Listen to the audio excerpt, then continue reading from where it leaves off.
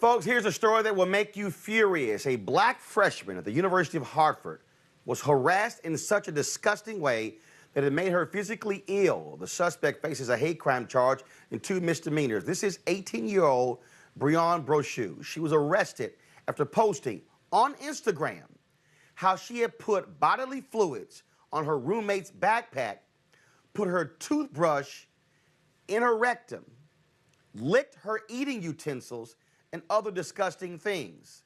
Her roommate, former roommate, Chanel Jazzy Rowe, posted on Facebook about what went down.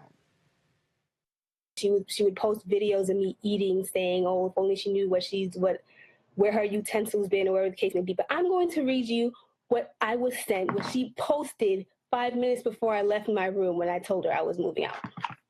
So here's a screenshot. It's a paragraph, and I'm going to read it to you. "Finally did it. Your girl got rid of her roommate. After 1.5 months of spitting in her coconut oil, putting moldy clam dip in her lotions, rubbing used tampons on her backpack, putting her toothbrush places where the sun doesn't shine, and so much more, I can finally say goodbye to Jamaican Barbie." Rowe also posted on Instagram noting that despite the school asking her not to discuss this, she wanted the public involved to push for things to be done right. I don't want to be stuck.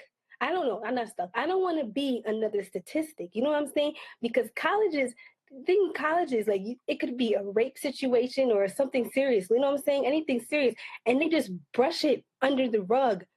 And then they just leave it until the situation disappears. Like they don't take care of it at all. And it's like a proven fact. You know what I'm saying? Brochu admitted pretty much to everything, but claimed she didn't mean to injure or make Rowe sick. Rowe was treated for bacteria present in her throat. But Rowe wonders if all this would have been handled differently if she were white. I'm black, and my old roommate was white, right? If the roles was switched, I want to know if it would be handled the same way. Let's go to my panel. India, I want to go to you first. Literally, wiping tampons on her backpack. Literally taking her toothbrush and shoving up her rectum. And that is sickening. And this young woman obviously should have been expelled. And I'm trying to figure out what else can you charge her with other than these misdemeanors. Let me just tell you, first off, I want to know who this girl's parents are. That's my first question, because this is, it's the nastiest thing I've ever heard in my life. I want to see a That's perp the first walk. thing. Let me tell you, that's the first thing. I think the second thing, so I obviously take issue with all of this, all the nastiness that was going on in this whole case. However, my issue is with the institution, because it was apparently, per Ms. Rowe, apparently it took 2 weeks for anything to happen for the institution to take action, and they did not actually take action until this went viral. So my question is about the responsibility of institutions to the folks that it is meant to serve. And so, you know, this feels to me that it can become quite litigious. I'll let Mr. Bolden talk about that, but I will tell you that you know. You know Scott sitting there saying, "Oh Lord, you know it. Who can I sue?" It's going to come out. Does she have my card? Does she have my card? My goodness. You know, what's the last thing you read, Roland? It said, "I admit to doing it all, but I did not mean to bring harm to her." Are you kidding me?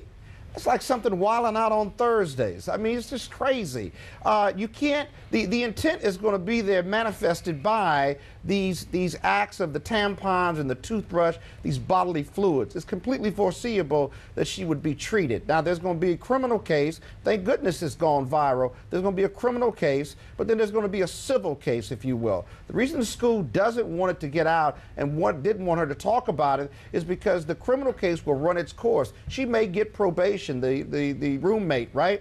But the civil case about how they handled it will be against the institution that has deep pockets, and this young woman and her family ought to be suing early and often to be made whole. And then there's a psychological impact. She certainly is going to need counseling. Quite frankly, both of them do. But the victim here certainly needs counseling, and we need to figure out where this hate comes from. No one's born with hate. I often say that to you. Ralph, I want to go to you right now. Here's the deal. This young woman, Jazzy, she could have had a bacterial infection.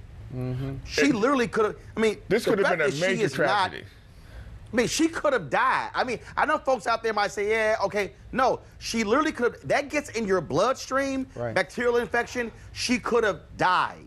Oh, no, absolutely. And, you know, we were chatting about this in the green room, and the question I wanted to pose to my attorney friend here is, why isn't there a felony charge with this? I mean, there has to be something that she has done that rises to the level of a felony, because to your point, Roland, when you do something with the toothbrush like she did, why couldn't an argument be made for attempted murder?